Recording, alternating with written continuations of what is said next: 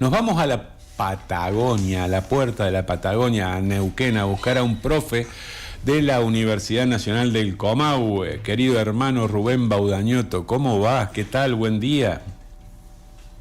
Buen día, hermano. Buen día ahí a toda la mesa, Serradán y Florencia, y tenemos... y a toda la audiencia de la comarca. Bueno, ¿cómo están las cosas por allá, por el sur? ¿Todo bien? ¿Todo tranqui?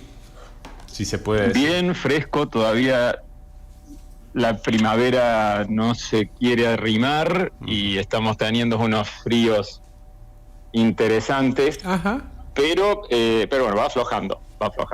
Bueno, recalentando en cambio la economía, ¿cómo se entiende que al cabo de casi 2 años no le terminen de encontrar la vuelta? O a lo mejor es lo que quieren, no sé, explícanos, profe, porque cuesta la verdad.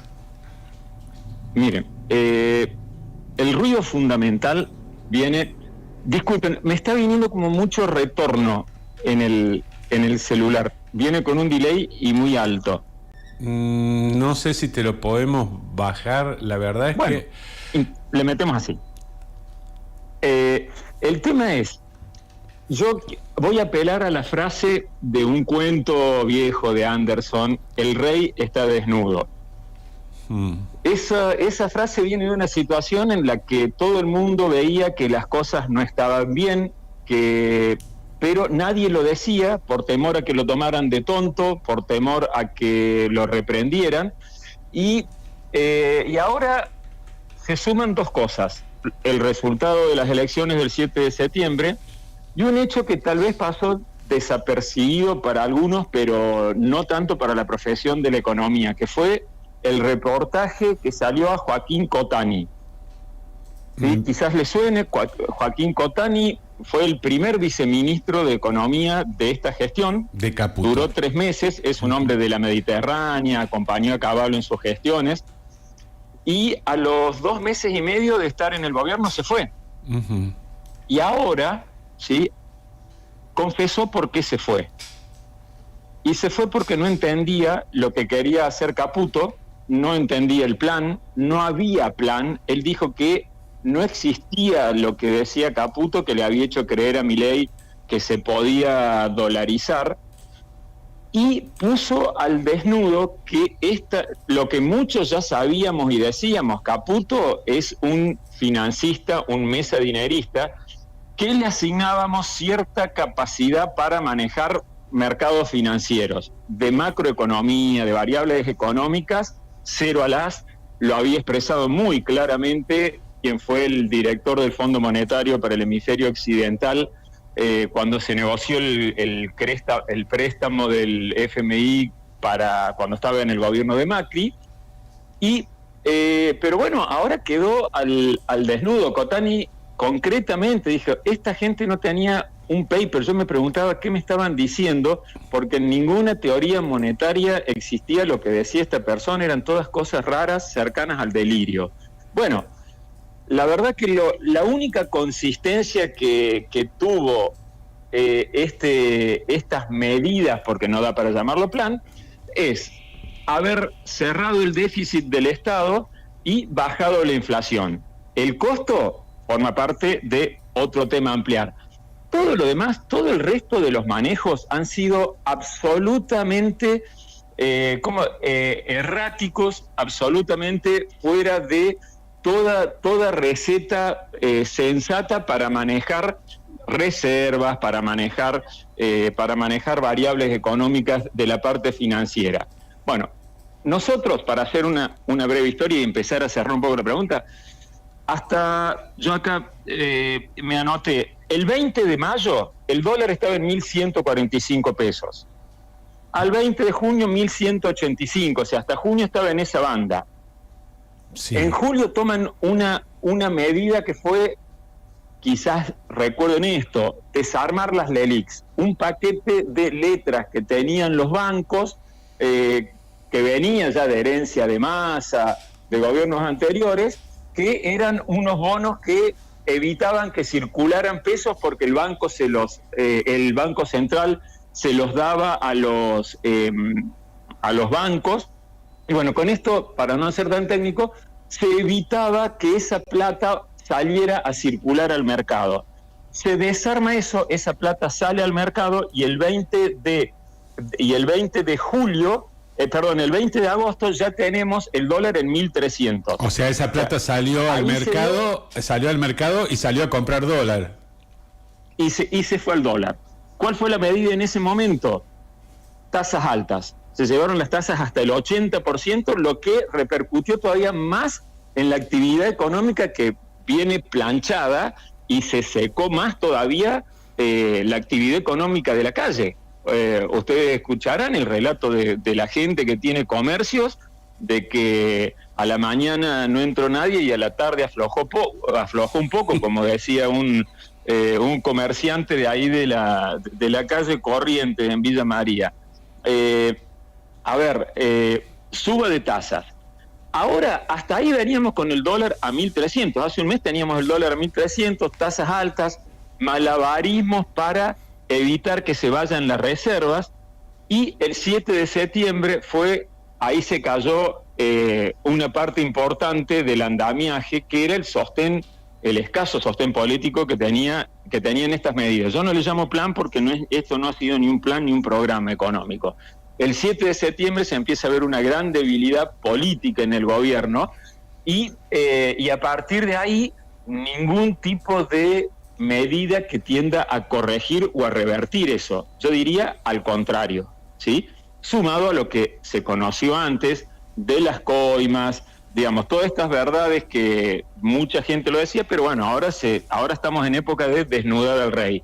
Y el rey está desnudo y no tiene soporte, y los mercados financieros, aparte de ver las variables económicas, de ver las variables financieras netas, también miran el costado político y a ver esto hasta cuándo se sostiene.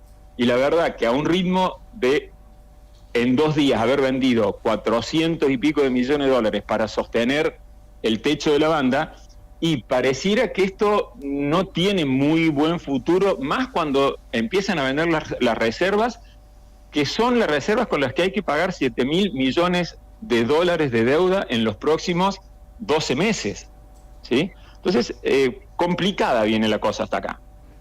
Muy complicada, y no sé si el Fondo Monetario no lee también en clave política, sabiendo que en Corrientes le fue mal, que en la provincia de Buenos Aires, el principal estado argentino en número de habitantes, le fue mal, y que en el Congreso le está yendo mal y que en las calles le está yendo mal. No sé si el fondo se va a atrever a seguir apoyando. Hay 2 niveles. Está el nivel técnico del fondo, que tanto en el acuerdo con Macri, como en este acuerdo para este préstamo, no han estado de acuerdo en dar estos créditos. Y si uno lee los memorándum de entendimiento que se llaman, los alertas están a lo sumo cada 2 páginas. La palabra inviabilidad, la palabra riesgo alto aparecen mucho. Lo que pasa que los equipos técnicos pasan esto a lo que se llama el board, digamos, la junta de gobierno, y ahí cae la orden. Las 2 veces cayó la orden de Trump. A este crédito hay que darlo. O sea que hoy todos los técnicos del fondo deben estar mirando al mago sin dientes yendo a querer asesorar al presidente, sí, a pesar de que es formado, este muchacho es contador y parece que tiene una licenciatura en administración además. Sin duda que se lo están mandando, y esto es una operación de alguien, pero imagínense, la gente del fondo, sin ver al mago sin dientes, está con eso. Lo que pasa es que después el fondo decide por un costado político, y mientras esté Trump, vamos a seguir condenados en esto. Para colmo, la frase de Caputo, o lo que dijo Caputo de ayer, para mí es muy alarmante. Cuando dijo, vamos a vender hasta el último dólar de las reservas para sostener el techo del tipo de cambio. Esto es, por un lado, admitir el fracaso del plan, porque si tenés que liquidar todas las reservas para sostener eso, es porque no solo sos un empecinado, sino que fracasaste, sino que estás diciendo, yo me voy a suicidar, pero antes los voy a matar a todos. quedarse sin reservas, un país endeudado como tenemos, endeudado por él, ¿sí? Y en las dos gestiones, es de una seriedad, de una gravedad tremenda. Voy a vender hasta el último dólar, como si los dólares fueran de él, como si esos dólares no estuvieran comprometidos. De todos modos, esta declaración fue, uno podría decirle, por la galería, pero a la vez tomaron una medida que es empezar con el cepo. El Central dispuso controles cambiarios para accionistas, directores y gerentes de bancos y entidades financieras. Ya hay a determinada gente de los más pudientes de la sociedad que dijeron, vos no vas a poder comprar dólares. O sea, por un lado dicen, voy a vender este último dólar, por el otro lado empiezan con el cepo. Pero es gravísimo decir que van a vender hasta el último dólar. Esto es decir, yo los voy a dejar no solo desnudo a Milei, los voy a dejar desnudos a todos, ¿sí? Para no usar una expresión callejera que no es para nada elegante. Es otra, no digo bravucona, pero es otra de esas chetadas, canchereadas, de decir, compra, campeón, y claro, dicen cualquier cosa y los mercados leen seriamente y así reaccionan. Están las cosas como no han estado en los últimos 6 meses. Es una situación sumamente preocupante, por eso que nos fuimos hasta Neuquén para molestarte un ratito a la mañana y que nos ayudases a entender un poquito la situación, profe. No es molestia para nada, ustedes lo saben, y más allá de la cuestión económica pura, que la complicación que habíamos tenido es este desarme de las LELIQs, las tasas altas y la gran recesión que se está viviendo, que explicaba en parte de por qué el dólar se mantenía dentro de la banda.